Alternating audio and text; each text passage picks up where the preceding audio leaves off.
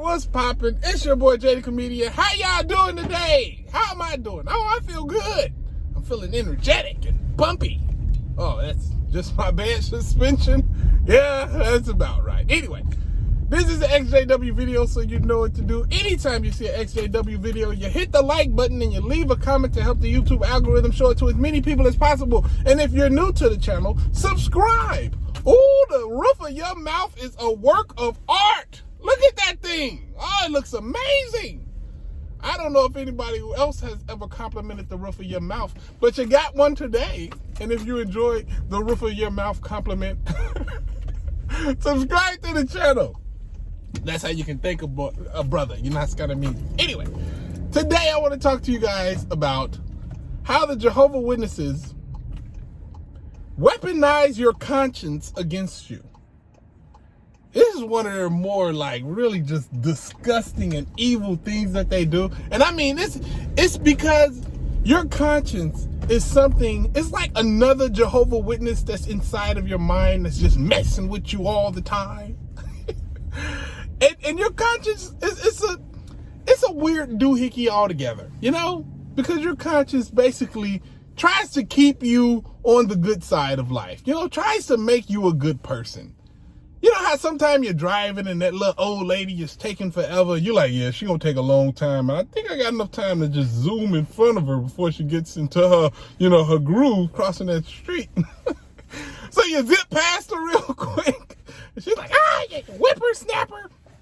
And after you zip past her, you're like, I probably shouldn't have did that. That probably wasn't nice. I probably should have handled that differently. I probably should have waited like a nice, good human being. That's your conscience trying to help you, like, next time, maybe don't do that. You really want your conscience to feel bad is if you accidentally hit her. Like, well, she'll be fine. You just zip off. Yeah, your conscience will really get on your head. You're like, oh man, I probably shouldn't have hit that old lady. I probably should have at least stopped it. She should have sped up. It's her fault, not mine. Anyway, the point is, in real life, your conscience just kind of helps you through life, kind of helps you keep a good moral standing, Like, you should feel bad about doing bad things, But the Jehovah Witnesses, they take your conscience and they turn it to like 200%. And they do this on purpose. And they do this for a very, very specific and evil reason.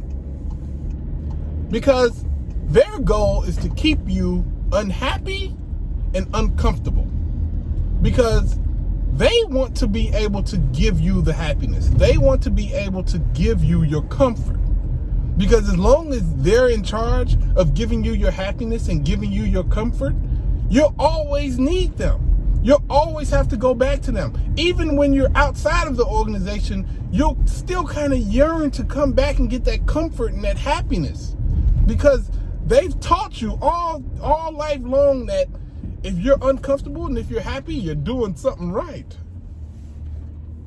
So if things are going bad for you and you're unhappy and you're not happy and you're not comfortable and you're not inside of that organization, you'll think, oh, I'm suffering for no reason. I can just go back to the organization and get my comfort and my happiness. But you see, that's not really what they're giving you. They're just taking away your comfort and your happiness. They sit up and they tell you everything is wrong. They tell you everything is bad. Everything is horrible.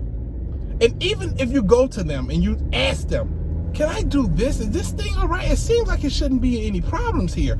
Instead of just telling you, yeah, it'll be fine, don't worry about it. Or telling you, no, don't do that.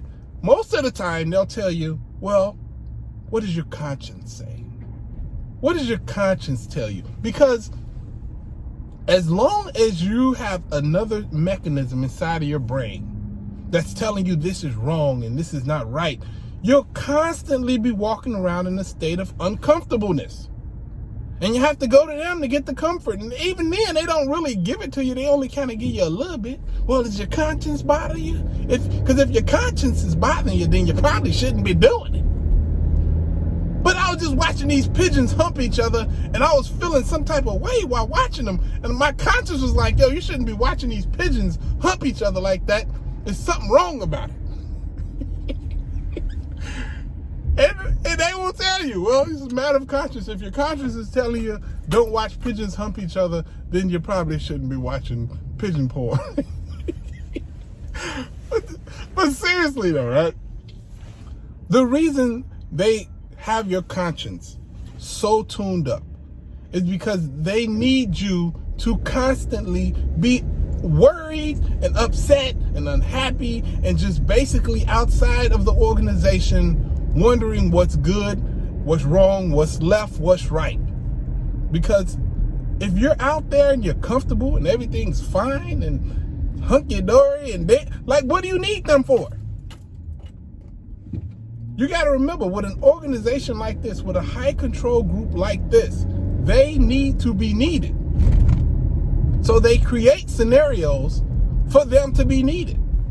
One of those scenarios is for you to have to come to them to find out if something is good or bad, if something is right or wrong. You have to come to them to figure out, should you be watching this? Should you be listening to this? Should I wear this? Should I talk to you about this? Like, as long as you have to go to another adult person to figure out whether something is wrong or right, then you'll always need that person. Like, if I never taught my kids how to be self-sufficient, if I never taught my children how to take care of things on their own, they'll need me forever.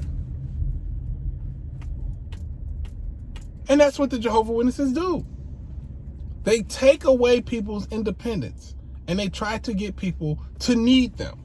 And one of the ways they do this is by constantly and steadily attacking their conscience, making everything wrong, make everything seem wrong. Like, if you were to ever go to a meeting, they constantly and systematically kind of tell you everything is wrong.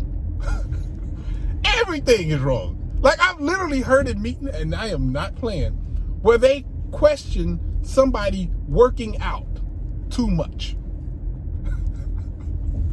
Let me say that again.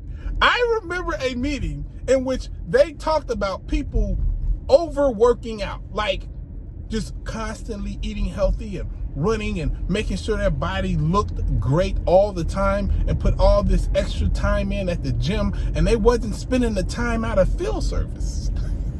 They wasn't spending the time at the meetings because they had to stay in peak physical condition.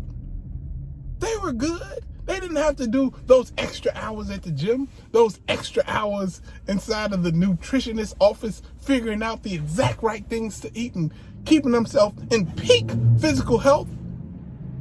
They could have cut back on some of that and gave some of that time to Jehovah. Like, so literally you're sitting there at the gym like, oh man, I got a meeting I need to study for, but I need to get one more set in, but that must be Satan that want me to get that extra set in. That is so dumb. That is so dumb, but it's a real thing.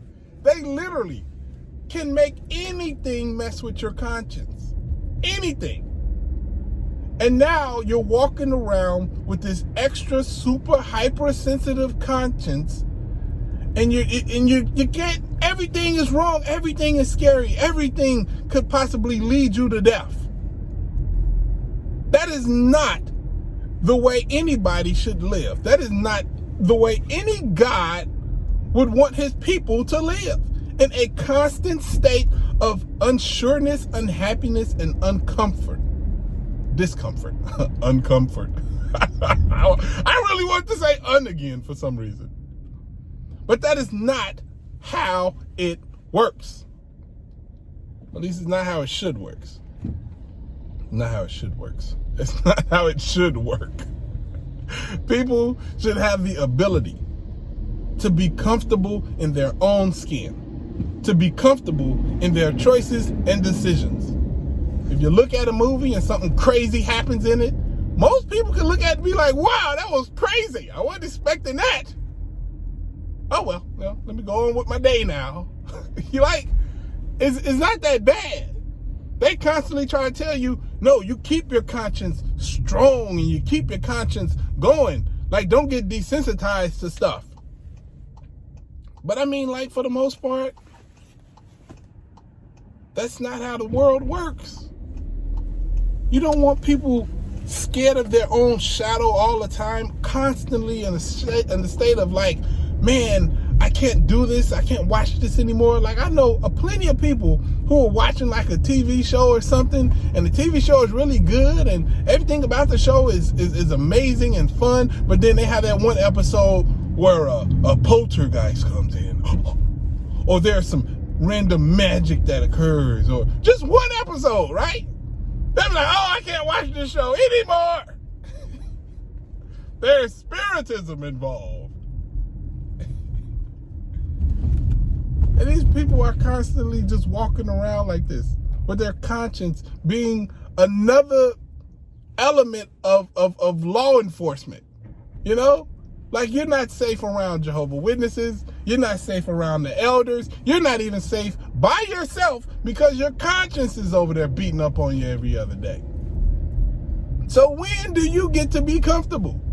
I'll tell you when. Whenever you get that okay from the circuit overseer or the elders. Hey, the elder said that I can watch this. Oh, the elder said that he watches this.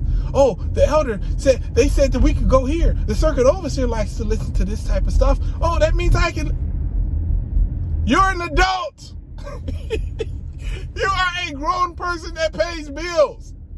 You do not need the okay from some other person. Aren't they also sinful? Like, can't they get it wrong too? My point is simply this, ladies and gentlemen. You're an adult. You can make your own choices, and you can live with them choices. And chances are, when you make your own choices, and you do what you're supposed to do, you can truly be happy. It's when you rely on other people when you're the most unhappy. Do not ever let somebody else be in control of your happiness or your comfort or your comfortableness, because they will not do a good job. The only person who could truly make you happy and make you comfortable is you. Never forget that. Anyway, it's your boy Jay the Comedian. I hope y'all having an amazing day. I'm having an amazing day. Subscribe if you haven't. Holla at your guala. Deuces.